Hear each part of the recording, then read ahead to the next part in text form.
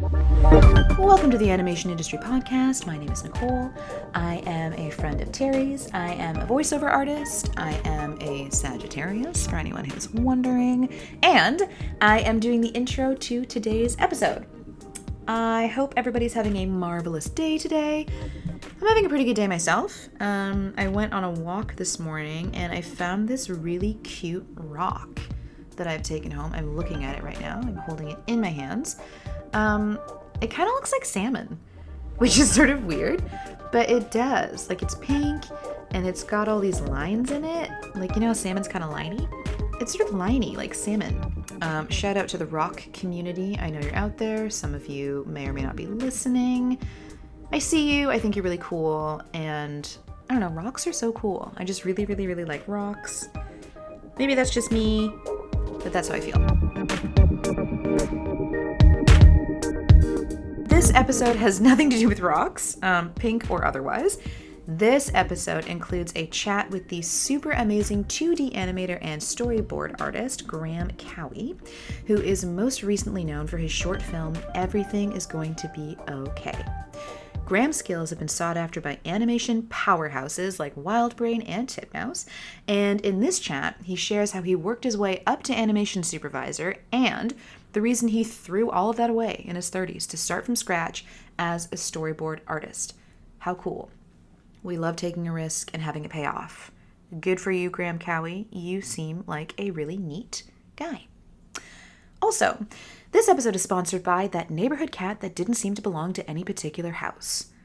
You know, like the one where it went to each house and it got fed by everybody and it was clean and it had a collar so you knew it belonged somewhere, but everyone was like, where do you live?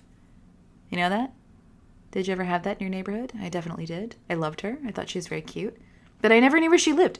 Like, she would come in my backyard and I'd give her tuna and I'd be like, hi. I'd give her a name. You know, I don't know her name. I don't know who she is. But for sure she was sleeping in someone's house at night. It wasn't mine. Anyway, she was really neat. And this episode's podcast is brought to you by her. Because I guess she's found some independent wealth and has decided to sponsor this episode. So thank you, Neighborhood Cat. We love you. Enjoy the episode. I know myself and the Neighborhood Cat will be listening to it together. I hope everybody has a great rest of their day. Goodbye. Hey, Grahaeme. Thanks for coming on the chat. How are you? I'm good. Thanks for having me, Terry. Good. Yeah, of course.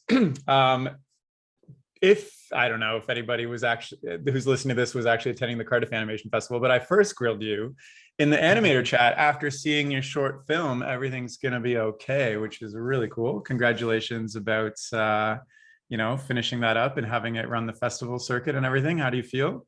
Really excited. It was a great experience.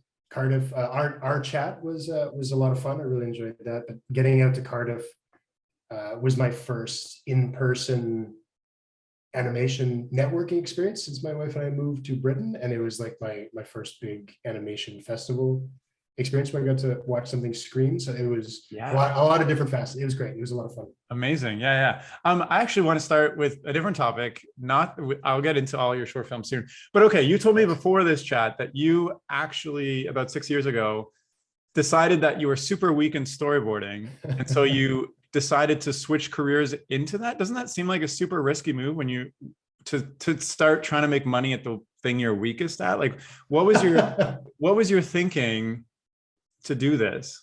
So when I went to animation school, it was to be an animated filmmaker. My feeling has always been that everything is going to be okay. This like longer short that I'm working on right now, it's always been about the craft of making art. And so when my business partner and I pitched this TV show and we were working on things, my design's pretty good, my animation's good, my art direction's okay. But I found really like when I was working on the pitch that I was really lost using the camera, like shot progression, when to cut, compositions.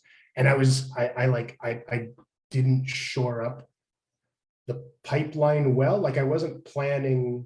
Grahaeme, the storyboard artist, wasn't planning well for Grahaeme, the layout artist, who was then handing things off to Grahaeme, the animator. So Grahaeme, the animator, was like swearing at Grahaeme, the layout artist, and he was blaming. So the choice was, because I've always wanted to be a filmmaker, I chose storyboards because I was like, that's that's what I got to level up at. If I want to be who I'm going to be, then I have to tackle that.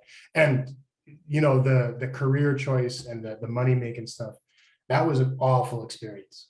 No, I mean, every day I worked with was fantastic and like where I went, but going from being an exceptionally good animator and like an animation supervisor and like directing the short to being at the bottom again was humbling, and it was hard. Like just going from like, oh, I'm very good at this thing that I'm doing to I'm exceptionally not competent. So you had already been an animator for years, worked your way up to animation supervisor. Yeah. At a studio. So how long were you in animation for then? Before at that point, I'd been in about 5 years, probably 5 and change. Gotcha. I moved around the country, and I'd been an animation supervisor out at Copernicus in Halifax. And then while I was working on the TV pitch, I was a character animator. So what were you doing before animator? Like before I was. Because I also know you went back to school when you were like 31 for animation. Yeah. So was this at 31 that you started that 5-year journey into animation, became it? Okay. So you had a previous career already. Yeah. You're in your 30s and you decide, listen, Grahaeme, let's risk it all. Yeah. We're going to get into animation. I did the same thing when I was 30, actually. Nice. I love it. That's amazing. And then 5 years into that, you're like, listen, Grahaeme, let's risk it all again. And even though I have all this experience in animation and worked my way up, I'm a supervisor, which is like, you know, a good position. It's hard to get there. You decided to scrap that and start over with storyboarding. Yes. Yeah. I know it's even when you say it but that like, way. Okay. So, but you're making your bread and butter this way, you know, like you have commitments, you have, you know, how are you pushing down those fears and all the sacrifices and all the things that you have to commit to start over twice? Yeah. I guess it's always been about the long-term investment, like who I want to be. So before I got into animation, I did like a fine arts degree when I was in right out of high school. I did like a fine arts degree, and I was a painter for a few years. And then I tried to write for a bit, and I traveled a whole bunch, but it was always about trying to figure out, like, my path has always been trying to figure out like, who is the artist I want to be, or like I'm supposed to be, or like in maximizing my potential. And so the choice to go into storyboards is like, I know I need to get better at this. It's going to sting. It's going to hurt. I'm probably going to embarrass myself. My weeks are going to get longer. You know, it's basically like coming out of school again. You know, those long days of redoing I found when I started animation, there were so many iterations that I had to do to figure out what I wanted. Whereas when I was finishing up being an animator at Titmouse or being a supervisor, I could get what I wanted really, really quickly. Like I could get to the product or the version of what I was trying to say or do really fast. And so going into storyboards, I was at that step one. I had like no library of shots. I had like no idea of shot progression, like what comes after a cut, like what's the best way to like break up an action sequence. So it was. For me, when I made my switch, you know, I had a lot of certain securities with like job and income and like where I was living and relationship and everything that allowed me to take this big risk to jump into a different career path. Did you experience that as well, where you're like, this is more of a calculated thing where I've got my life set up? If I fail, I'll have something to rely on? Or is this more of like kind of what you said, this internal trying to get out the inner filmmaker in Grahaeme to put out in the world and just do whatever it takes to get that done? Yeah, I could have gone back to the so when I left fine arts, I went to Europe. I like backpacked for a bunch, and then like I lived with family in Aberdeen, and I just kind of bartended and bummed around. And my great uncle had a basement, like a cellar that I turned into a painting studio, and so I would paint that down there. And then when I came back to Canada, I painted for a while, but like I wasn't making money. Like I wasn't able to bridge the gap between like art creation and like making money off of it. And so I started doing different odd jobs. I worked in a machine shop. I worked in a warehouse for a while, and then I got into the oil patch, and I worked in the oil industry for just over 2 years and worked my way up to a point where when I left, the company that I was working for offered me like a supervisor's role in like Grand Prairie. They were like, would you like to be the guy to like move up to Grand Prairie? Would you like to be in charge of oil here? I was like, the money sounds great. So hypothetically, I could have gone back to that career if I went through animation, like if I did the schooling and then like I tried it and it didn't work out, then I could have always gone back for that. But the middle gap where I knew I wasn't going to do that is between working in the oil patch and going to animation school. Yeah. I lived in Japan for 2 years. I did the JET program. I was teaching English in a city called Fukuyama. And are you 100 years old? That's what I'm wondering, because you have so many experiences from like all over the world in different careers. I am the best 100. I'm the best looking 100-year-old man. Yeah, I'll say. So when I was in Japan, I started a film festival with some friends, just as like a way of bridging the gap between like the friends we had in the Japanese community and the expats that were living there, some creative expression. And so the second year that we did the film festival, I made an animated short.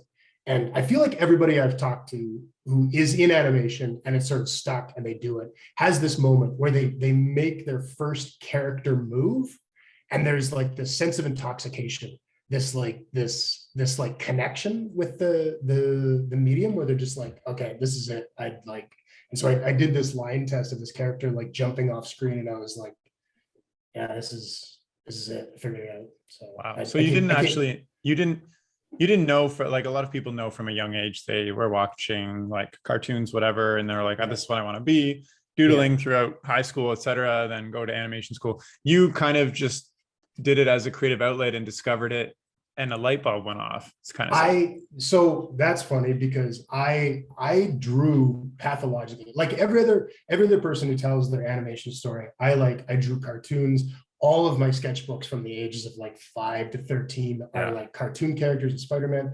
When I was in grade 7, so I would have been 11 years old, maybe 12, I started a comic book company, Safari Comics, and I used to make comic books and sell subscriptions and like put them in little like saran wrap bags. And like I so badly wanted to be a comic book artist, but I just didn't have anybody around me who knew how to bridge the gap between this guy's drawing a lot of superhero ducks and like making money.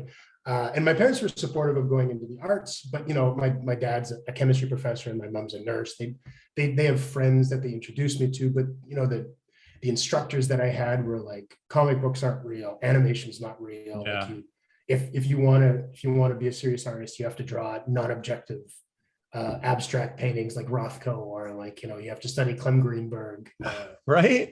Yeah. So I wanted, when I was a little kid, like the first thing I wanted to do was draw comic books, and it took from whenever the teacher I had in high school to like that moment in Japan where I went on this like serpentine journey to be like, okay, I guess I'll take this other road.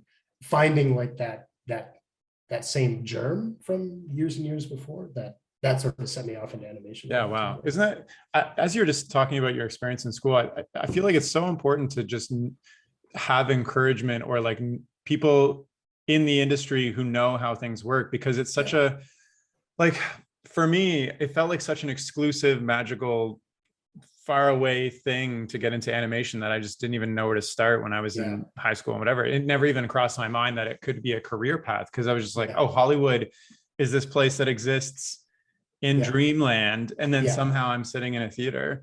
But like, I guess looking back, would there be anything that you could have given your younger self to like propel yourself into this more? If somebody's like, I guess I'm just thinking, if somebody's listening right now and they're looking for inspiration and they don't know, because a lot of people actually listen to this to figure out how things are done. So like, where would you start yourself? That's such a tough question. I don't think I would change anything. The road I went down was the road I had to take, and that's like the road that I took, and that's who I am. And the old time travel, move one chair, and like everything gets thrown out of kilter. So you get back into oil. I think the most important thing is just being honest with what you want to do and talking to people. When I told my parents I wanted to go into art, they were really apprehensive. And so as like a Christmas present, I painted them like 6 or 7 huge canvases. And I can remember my parents kind of unwrapping them and being like, yeah, okay, you're obviously serious about this. So yeah, we'll talk about how we can help you make a living. And so my dad like made connections with like graphic designers at the time that he knew. And it's just where I grew up and like the people that we knew in the environment. There wasn't exposure to animation. You know, I grew up in Edmonton in like the late 80s. So it was not a lot of it. Even now in Edmonton, there's not a lot of animation. But I've been teaching for years, and every opportunity that I get, like when people's parents come in, I make a point of being like, this is real. Like this is a real career. Like, you know, this is what your child's trajectory could look like. Here's how they can make it. Here's the options for them. And when kids have these moments like I did, I'm like, tell your parents to call me. You know, like I will sit down and talk with them. For people who are looking to do this and don't know how to cross that threshold, it's just like talk to people. And I know the curse of networking, saying networking. It's so hard to just, you know, cold call somebody on Instagram and be like, I love your work, can we talk? But just like be honest with people and yourself and just like find as many resources. Totally. It's so hard. It's so tough to broad brush, like how can you help? I think just talking about what you want to do and being honest with what you want to do and not being afraid to tell somebody. You know, for me, my parents were not necessarily on board until like I anteed up, and then they were like, yeah, okay. It's so funny that you say, well, I appreciate that you say be honest with yourself. Like I had a huge struggle with that all throughout my life, just trying to, like, I never said I was an animator. I never said I was really into art, and people would be like, oh, you should get into this. And I'd be like, no, I'm no good. And then internally I had like this burning desire that was just like, I felt like I had built so many walls around it just to protect it from, I don't even know what, just myself and judgment and other people. And like, just the fear of failing that I never, you know, it took me until I was 30 to really be honest with myself. And then, you know, say that I want to get into animation. And then people were like, great, we know this about you. You should have done this a long time ago. I was like, what?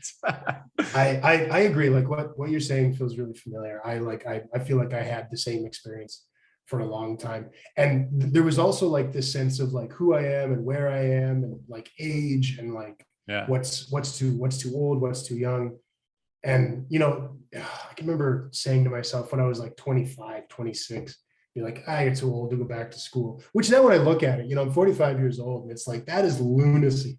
Like that is like a mad thing to say to yourself at 25. But I just had this voice where I was constantly like, no, you can't do this. You've got to focus on this. Like, you know, pragmatic voices where I was like, you've made the choice to go to the oil patch. You've got to like follow this through. So it's really important that, like what you just said, that you recognize what you really want to do and taking the risks to do it. I don't think those voices ever go away. I still feel them all the time when I'm applying to something new or like just putting myself out there. It's like, oh, you're not good enough or whatnot. But like, you went back to school when you were 31. I went back to school when I was 30, and those, you know, I had such a fear that I'm almost twice the age of like, not almost twice, but like, you know, your classmates are 19 years old and they're super talented. And you're like, what am I doing? I know exactly what you mean. And I go on the subreddits all the time on Reddit for like animation, and people are like, I'm 23, I'm too old to go back. And I'm like, no, you're not. In fact, I think having that age difference is almost an advantage because, at least for me, coming through a career already, you know, I'm not afraid to talk to my profs and pick their brains and, you know, become friends with them and network them and seek out opportunities from them. I'm like, I have my schedule and like work ethic nailed down. So I'm not, you know, slacking off and I probably would have failed animation school if I had went when I was 19, because I wouldn't have taken it seriously enough to when I was 30, when I was like, everything is riding on this. I better be super successful. So, how did you experience 31 in animation school all over again? I feel like you just described my animation school experience. I met some amazing talented people when I got to school, but I felt really out of place. Like the age difference, which I don't think I'd ever really reflected on before, like just really hit me in the face. There were a couple of people in my class that were 18, 19 out of high school, and the maturity gap, like the sense, I mean, not to say that they weren't mature people, it's just that I was just at a different place, you know, and I'm 100% with you. Like when I did university, right out of high school, I had to drop out. I took a break between year 2 and year 3 because I wasn't going to class. I wasn't focusing. Like I was just enjoying being like a 19-year-old. And when I went back to school this time, I was just like, I want something and I'm going after it. And I just like every day I was just like, I was working. Yeah. Like it was a job. I was just, you treat it like a job, like a career, like a 9 to 5 type of thing. Yeah, totally. Absolutely. Yeah, it was the same thing. Can I ask what your career was before animation? I was in marketing. Oh, nice. Yeah. That ties in quite a bit more than my. I have a podcast, might be marketing. So let me ask you this. How do you feel now that, you know, going through all this experience and being honest with who you are, and then, you know, getting into animation, deciding that wasn't the sweet spot for you, and then starting over in storyboarding just so you could pick up this skill to be a better filmmaker? How do you feel now? Good. I feel like I've in storyboards, I feel like I've found my feet, and between my experience in animation and storyboards, I feel like I can very comfortably put films together. And, you know, with my history in fine arts, I feel confident painting, and like I feel like my art direction is fairly competent. So I feel more close to the whole package. You know, here's some good advice for up and coming animators. I feel more like I am projecting the version of, or the artist that I am, that I can see inside, that maybe it took a long time for other people to see. That's a little convoluted. I feel like when I started out, when I was rough in my skills, I knew I could be this artist that I'm turning into now, but I didn't have like the pencil miles or like the experience, the iterations to like really know how to bring that out. But now with like the time that I've spent, you know, the last 10, 12 years that I've been in animation, I feel like the experience that I've gained has really brought out the artist that I knew I could always be. Yeah. And I can show that to people more clearly. Whereas when I started, I'd be like, no, I can really do this thing. But, you know, my character design was clumsy. My storyboards were lacking information, and like my character animation was clunky, you know, just things that only experience will bring out. So I think in every artist, in my experience anyway, there's like a version of yourself that you know you are, that you think you are, that maybe hasn't been realized yet, and it's just through experience and practice. Totally. It's crazy. I mean, I feel that too. I like the artist inside, I guess. Like there's just this kind of feeling that I have that I can only express by creating something through animation for some reason. I don't know why, but it takes so long to get there. You have to pick up so many skills, et cetera, et cetera. So you're primarily, you know, restarting your career two or three times to get to this state where you feel super fulfilled and satisfied with what you have inside, exporting what you have inside. And that's what's been propelling you. I think that's like the Maslow's hierarchy of needs, almost, with like self-actualization at the top. Really? Well, you know, where it's like shelter and food on the bottom, and then like health, et cetera. And at the top, it's like, then only once you have those other states filled, you can like reach the inner, whatever you're supposed to be, fulfillment. I was going to ask you, you know, well, now I forgot. I just went on this tangent.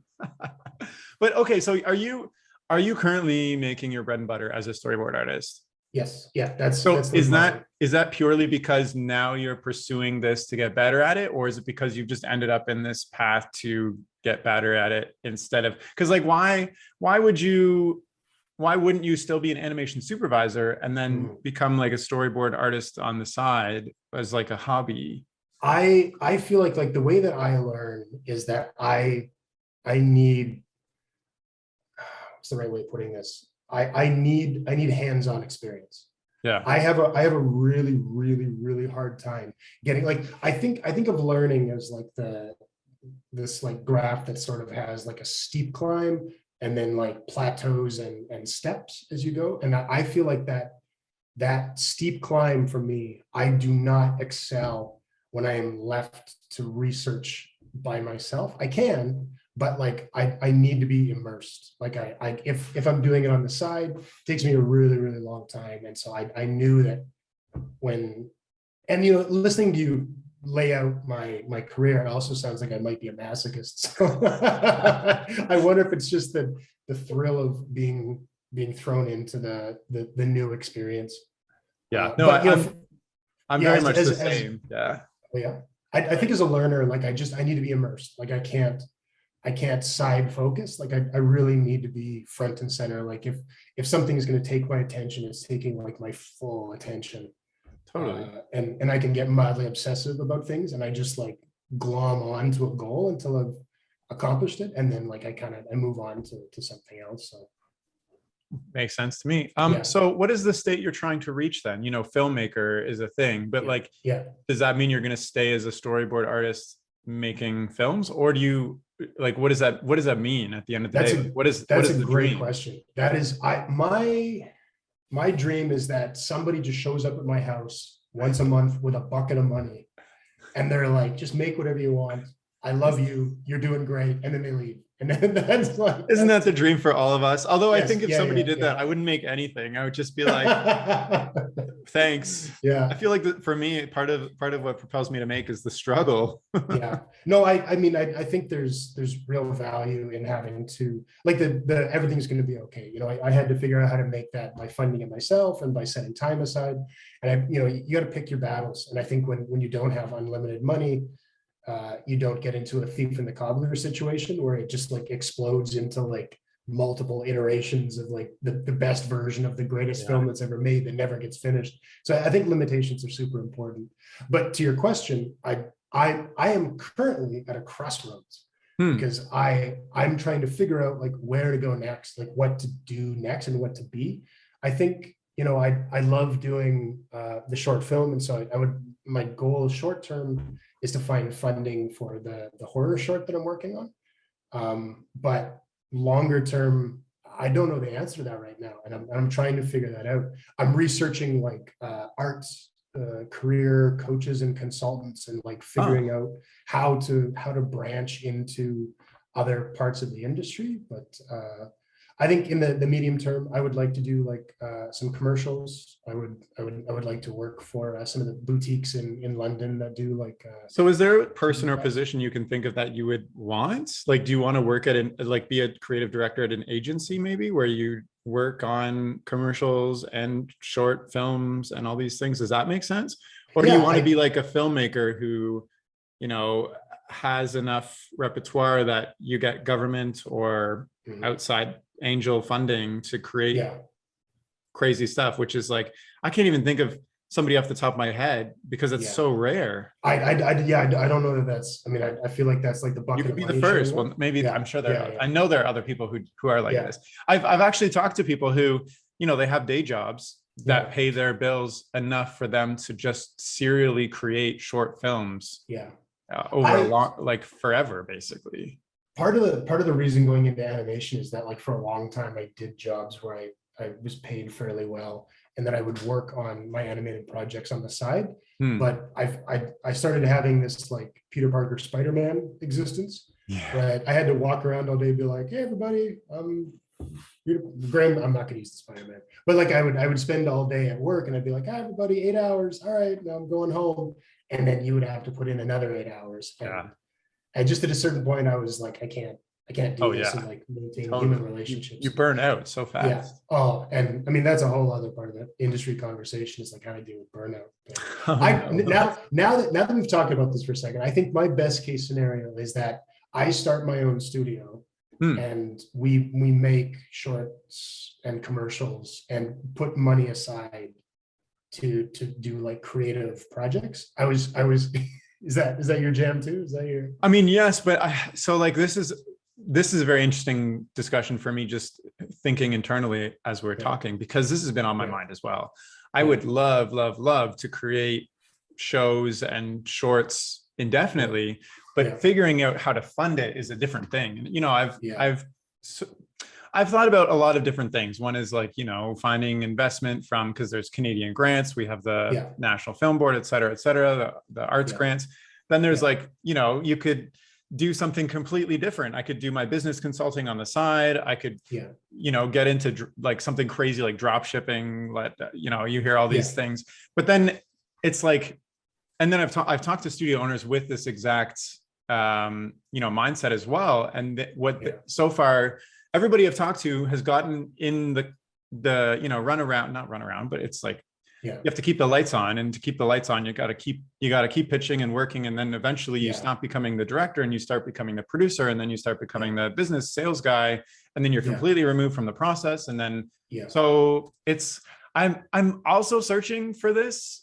And I think it's just got to figure it out, whatever for yourself makes you comfortable, I guess. Cause I think it's the dream that so many people are figuring out, but unfortunately we live in a world that not everybody is like eating animation like they are pizza or something.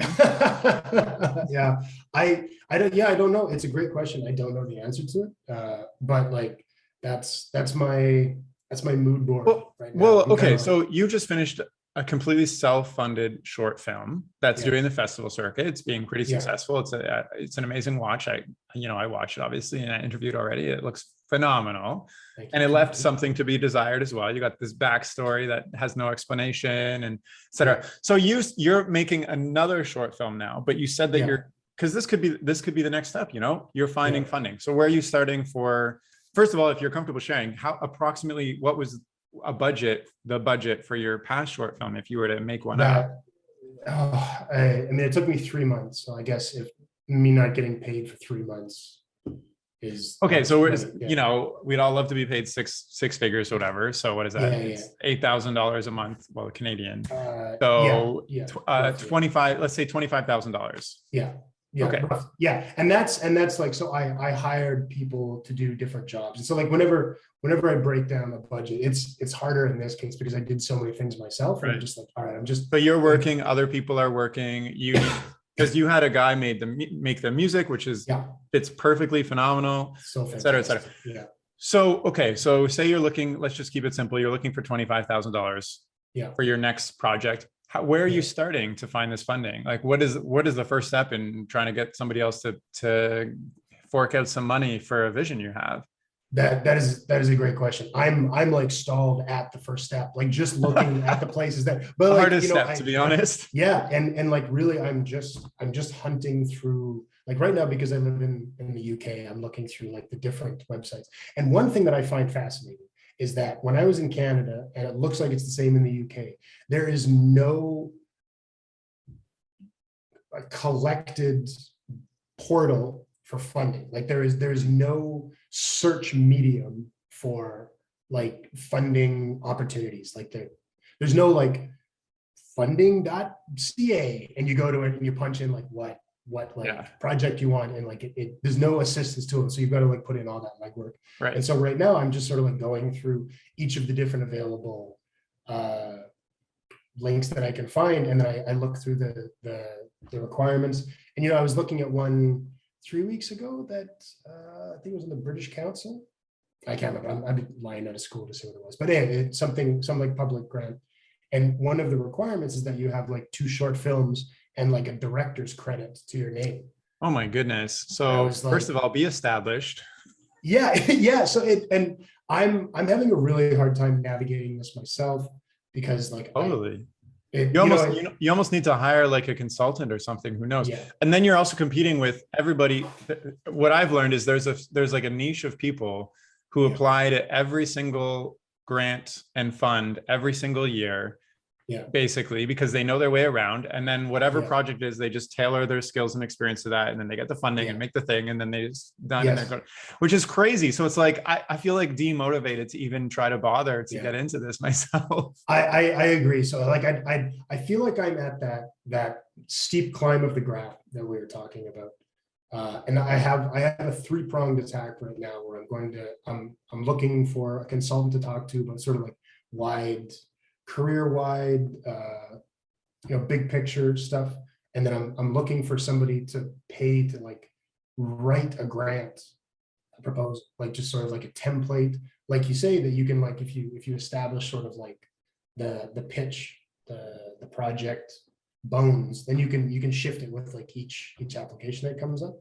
Yeah, totally. And then at some point, like a production partner, somebody that I can share projects with. But yeah, I feel like I'm right at the start. I'm not my skill set is making the film, and I find with this short, I think I looked into funding for a little bit, and I just hit a point where I was like, I'm just going to make it, and then I'll figure it out afterwards. And I'm terrified that I'm going to do the same on the next film because it's so much longer. But like it's not what I'm good at. It's not my skill set, and I need to level that up. So maybe this is a little off topic, but it's something I think about all the time too, because like, I put together show pitches and I pitch them around, but there's like a clear ROI, return on investment, when it comes to something like that. Or like a video game, like if you're, making an app or something, you can get advertising revenue or charge for it. But when it comes to short films, there's no clear revenue stream coming back. It's accolades, networking opportunities. Sometimes a studio will come and be like, we love your short film, we'd love to turn it into something bigger for like Netflix or Amazon or whatever. So like, have you thought about how to give like an ROI to attract people more? Like some people do like Kickstarter where you can get a t-shirt or something in return, whatever. That's a great question. For the TV pitch that my partner and I did 6 years ago, we did a Kickstarter for it, and like we did a ton of swag, and it worked. But I feel like it was an interesting process, and it's sort of like my plan BC to go back to. So you animated a trailer for a TV show? I made like an 8-minute pilot for. Wow. So talk about like spending money. I took a full episode. Yeah, we pitched it around forever. Everybody said no, and we were convinced that it was going to work, and so we kickstarted the short, and then I used like a ton of my own money just to make it. Hired like 15, 20 animators, something like that, and I basically spent 11 months in my apartment making this oh my short. Goodness. Yeah, it was wow. It was bananas. Yeah, it was super crazy.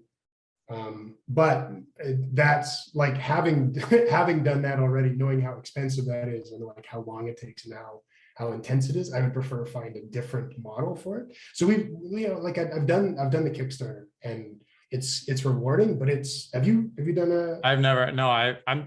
My opinion is like, who would give me money? I don't understand. I feel like that was I don't even bother. Yeah. I feel like if I did, I'd expect like $10 from some friends, and that's it. I'd be like, great. Why did I do this? It's so hard, and I feel like I have the same issue with networking and socials. Like it's all about breaking outside of your 2 rings of influence. Your mom and your cousins and best friends. Like the people who kind of still watch what you're posting, that you went together with.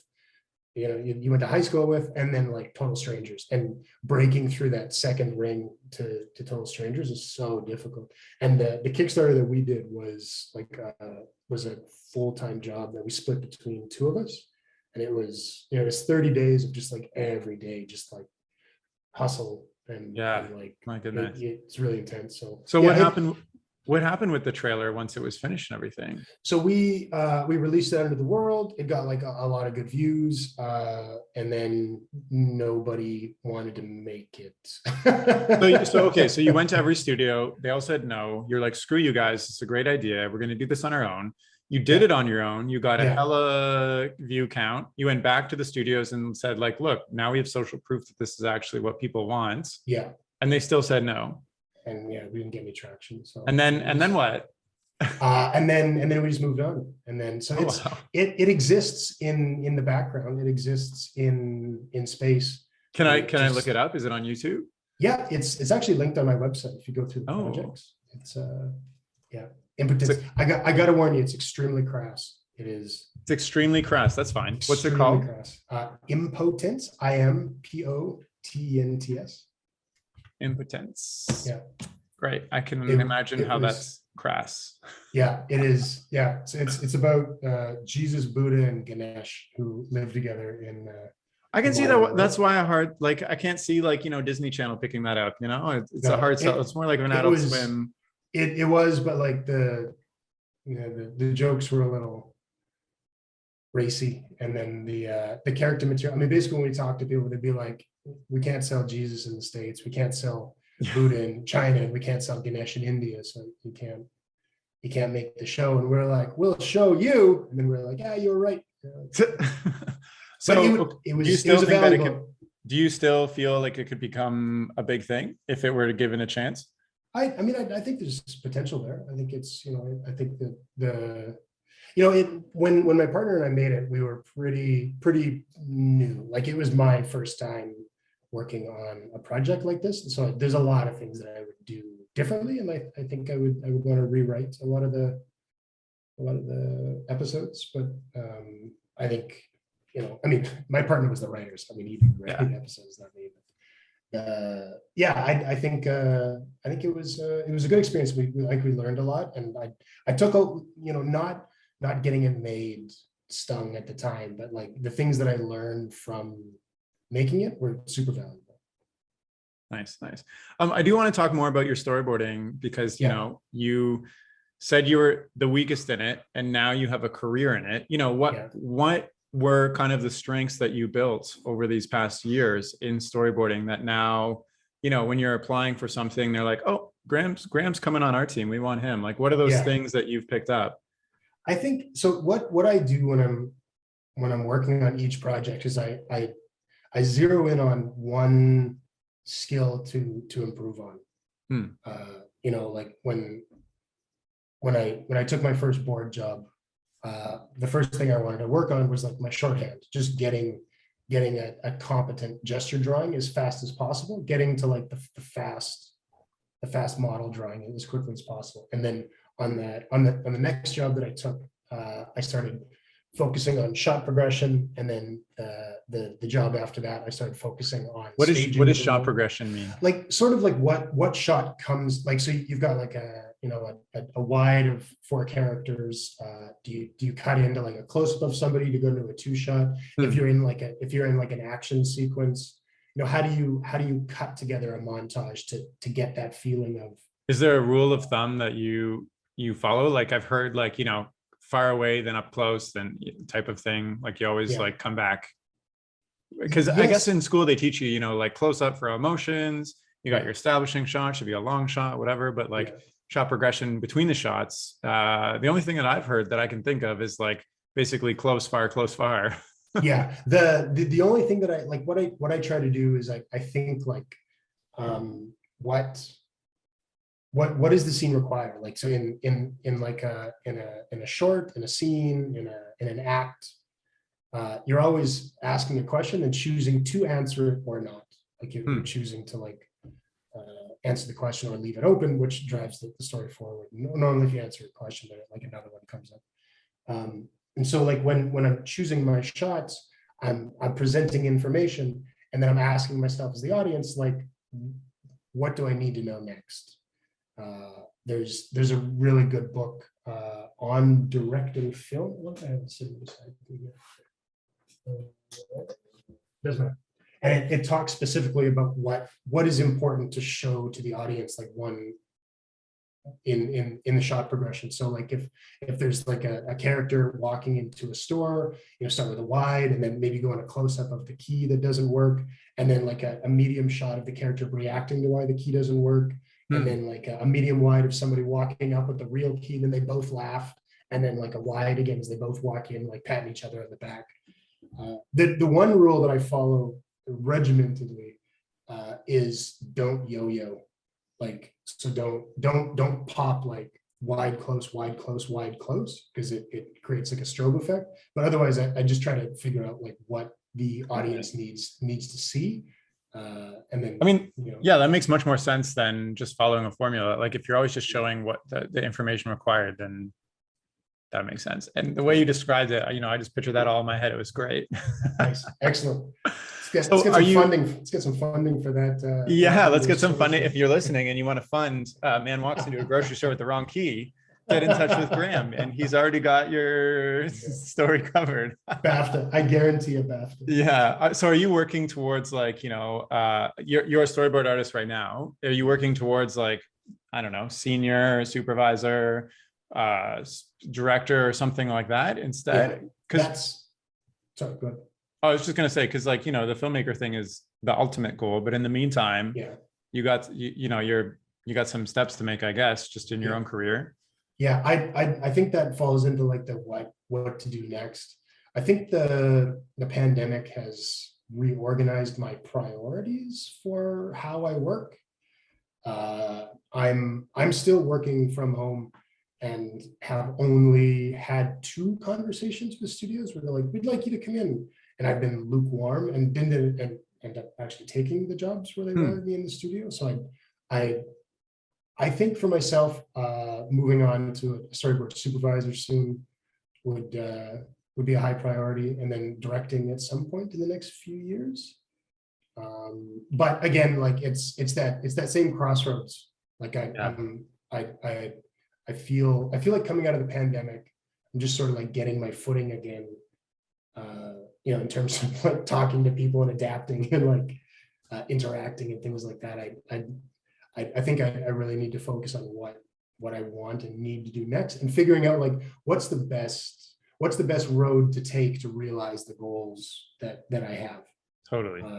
Because I've done things based on like what I think I need, but maybe having like an outside perspective on how to achieve those goals and roads to take that I don't maybe necessarily see or know about, I think could be valuable.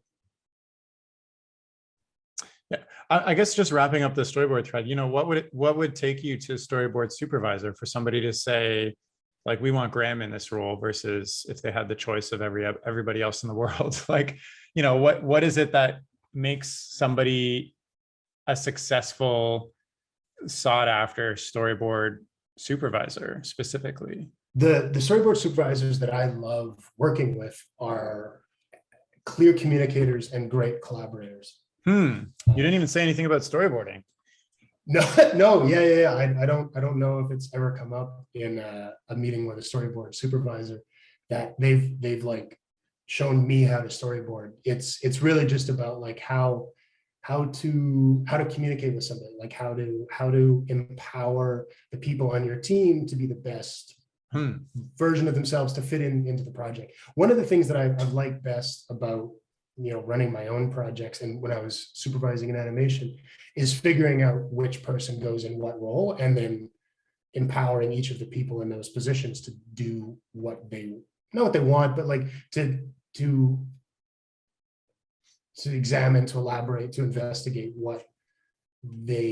how they can creatively express themselves in that role.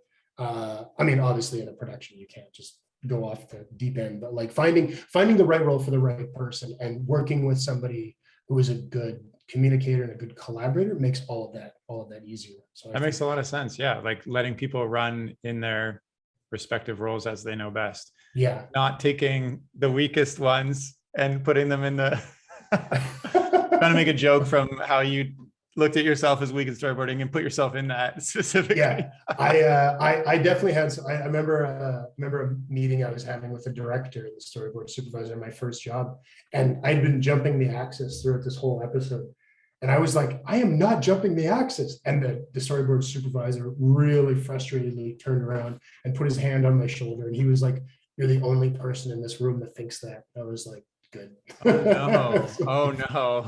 but it was just that like I just at the time I couldn't see the mistakes. Yeah.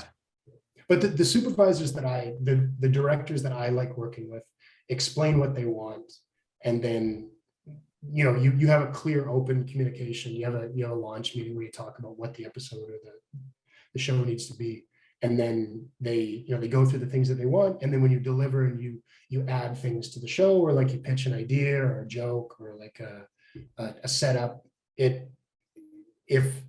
If you're working with somebody who's really good at their job, the best scenario wins, the best joke wins, the best idea wins. It's not about who's right. It's about like finding a collaborative environment to work in. And conversely, I've been in environments where I've worked with people who need to be right, and it's a poison train fire. Like it's awful. I mean, that makes a lot of sense. Conversely, when you're a storyboard artist or just in your role in general, how much are you communicating up versus, you know, I'm just going to finish this whole scene to my best ability and show them at the end versus I'm going to show them periodically throughout to see how it's going. I prefer to touch base. I don't like, I've worked with people before who kind of go off into their corner and work on everything and then show up at the end and they're like, I did the best thing ever. And then everybody's like, oh no, there's so many mistakes here. So and then they're like back to the drawing board and their egos cut.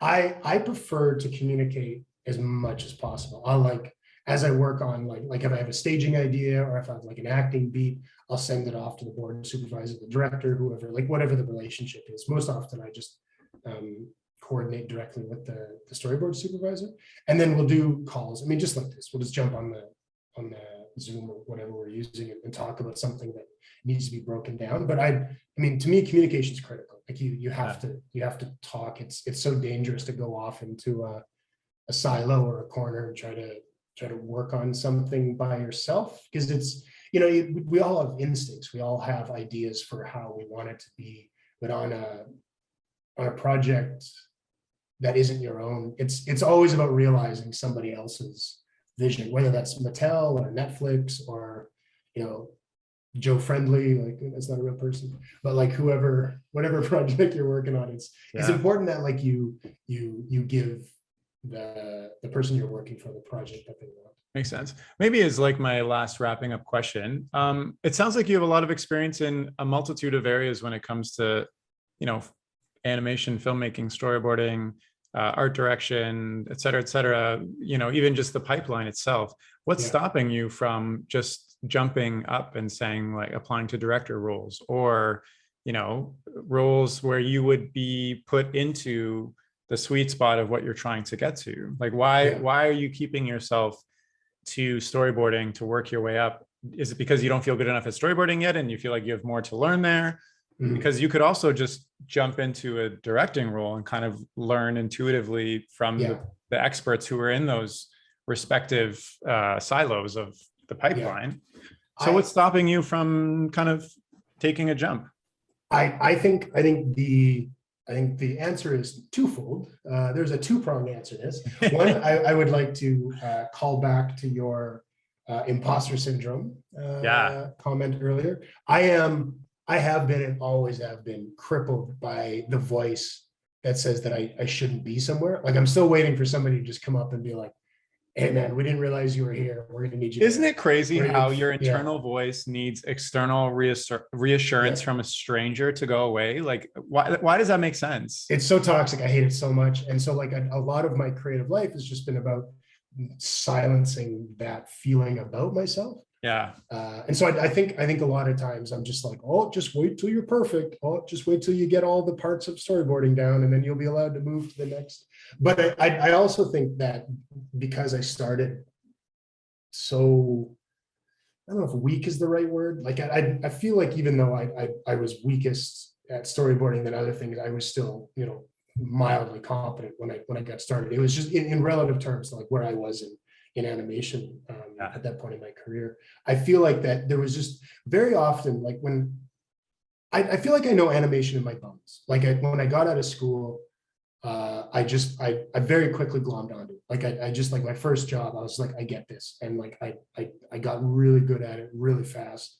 And I can just sense movement. And I actually did a short stop motion contract for 4 months in Saskatoon. And it was amazing because it, like when you move a body physically, like the body moves, it's even more intuitive. And like, you can just like the motion and like, and the instinct and the subtleties of the body. And anyway, I can feel animation really intuitively. And I feel like I've had to teach myself those skills or learn those skills in storyboards. And so like, I feel only recently I've leveled up to the point where I feel like I was in animation a few years ago. So between like a level of comfort and the voice in the back of my head telling me to quit everything and go hide in the mountains, I think. So I guess to reiterate back to you, like when you feel level of comfortability, like you've gone over the hedge of a learning curve with, you know, whatever you're pursuing, then it's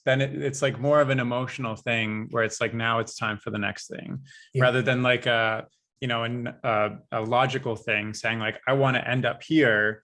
then I should just, do things that would get me to, if it's director, I would do things that get me to director. Like, because from my point of view, storyboarding is really tough to get into. Everybody wants to get into storyboarding. There's so few jobs. So most people end up just like 2D rigging or something. Yeah. So you already penetrated that. And you've been doing it at a number of studios. You've got some great work behind you. You've worked on some really cool projects. And you're ready to become storyboard supervisor. Plus, you have this whole animation background. You're a successful filmmaker. You've got the art direction. You've got the painting. Like, you're the whole package. So, like, you already have all this experience from my perspective. So, like, there's nothing. I don't have that little voice inside of me for you. So, for me, it makes logical sense for you to just pursue those opportunities right now, I guess. Done. Okay. In that case, I will. Done. Yeah. All I needed was to come on here and talk to you for an hour, and it solved all my problems. I'm expecting next week for you to be like, "Hey, listen, I became director of the world, and I have you to thank, Terry." Yeah. No, I hear you. I recognize. No, yeah, but I also feel the exact same way because, like, it's. I feel like animation is a very emotional career experience. Like, nobody's doing this because they're like, I don't know, it's not like a factory job or like a 9 to 5 or something where you can just go and do the work and come back and it's expected of you. I mean, you can, but who would do that in animation? Like, oh yeah, I just I didn't know what to pick in school. So I just like did animation and then I ended up directing and then like, that seems crazy to me. So, art is always an emotional and like internal and very tied to the ego thing. So it makes sense. I guess I've always made choices where I try to fulfill the artist that I think I'm supposed to be. And it served me pretty well so far. And I'm just trying to figure out how to take the next steps. But totally, what we're talking about is exactly where I want to go. It's about figuring out how to do it. And well, as long as like, for me is like, I have goals of like being director of the world too, but the real goal is just to be happy and feel fulfilled. And as long as that is being experienced, I don't really care what I'm doing, I agree with you. Yeah. That's my highest priority, is just to be content and just to make sure that I'm realizing the artist that I want to be. Wow. I feel like this has been a very raw and kind of inspirational chat to hear you, go through all of these crazy experiences all over the world and then end up here and realize like, what the true Grahaeme is underneath and to pursue that. I think that's quite incredible, actually. Well, thanks. I really enjoyed this conversation. As we're wrapping up, is there anything you wanted to share that, somebody who's listening to this and they've heard your story and they've seen your work, is there anything you think would be interesting for them to know from your experience or whatnot? Oh, wow. Or anything you'd like to share in general, period? I'm looking forward to sharing my short film. Everything is going to be okay with everyone. Once I get word at the end of the year on which festivals it is or isn't going to be included in, I'm excited to share it online and hearing some feedback from all of your listeners. Yeah, well, I'm excited for everybody to see that as well. I think it's going to get some really good attention. Nice. Cool. Well, Grahaeme, thank you so much for coming on the chat. It's been an absolute pleasure. I really enjoyed it. Thanks, Terry. This is great. Of course. Yeah. And if you're listening and you want to, get in touch with or follow Grahame's work or anticipate his short film coming out, you can do so by following him on Instagram under @Grahaeme, because he was the first Grahaeme to get that handle, or his website, which is grahamecowie.com. And I'll include the link to both of those in the description of this chat. And that's all for now. Thank you so much for listening. Okay, bye.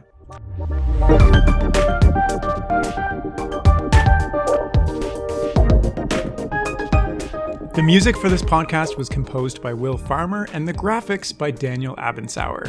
I encourage you to look them up if you enjoyed their work.